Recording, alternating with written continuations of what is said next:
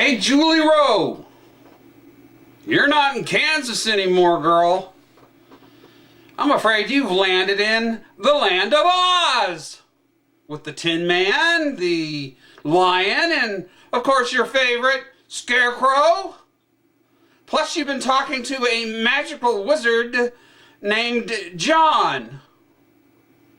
Okay, look, I don't mean to be flippant here. Well, okay, maybe a little. But look, I am sympathetic, Julie, to your struggle. And I am somewhat familiar with mental health issues. So, in my country advice, I would suggest that you get on the right meds and maybe try some serious therapy. You know, I've been reading about you. What a character you are. Okay, so I do believe in following true prophets, you know, like the ones that were in the Bible. And that there can be living prophets, but I also believe in shunning the false ones who come out of the blue from Kansas. And for my money, my dear, an obscure little Dorothy has not been selected for some special divine mission and given authority to speak on behalf of our acknowledged leaders in the Church of Jesus Christ of Latter-day Saints. You know, the brethren, the priesthood church officers.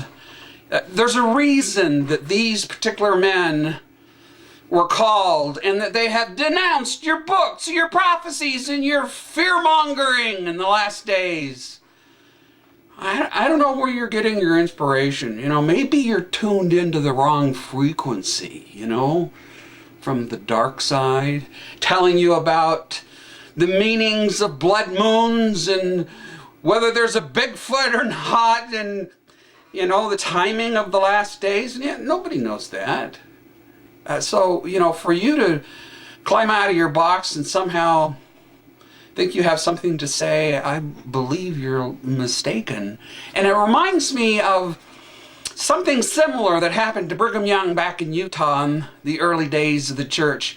A guy came to him and said, Brother Brigham, I had a visitation from an angel, and he wanted me to come and give you a message. Tell the prophet how to run the church.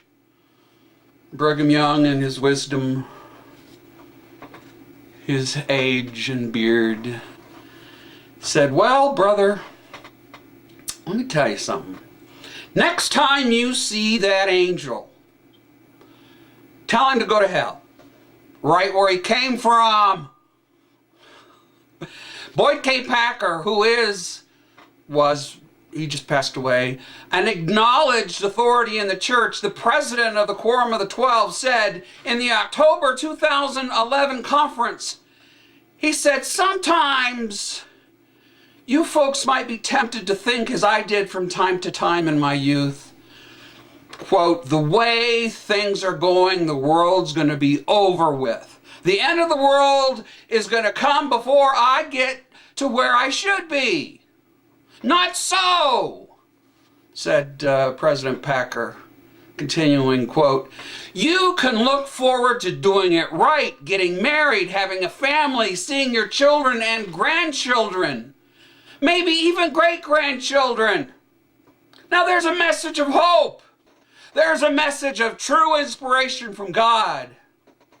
And while I still have the time, which I believe there's plenty, I'm going to continue to do missionary work and preach the gospel of Jesus Christ.